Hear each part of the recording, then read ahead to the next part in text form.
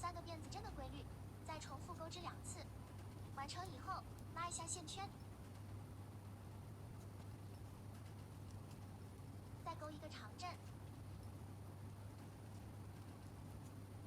直接将线圈拉紧。接着，在开头的第3个辫子针处，钩一个引拔针，线头带钩针上一起钩织。第1圈完成，3个辫子针，开始钩织第2圈，到下一个长针处，钩一个长针，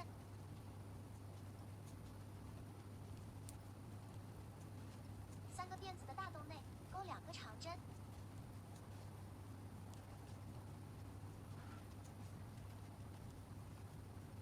三个辫子针，同一个大洞再钩2个长针。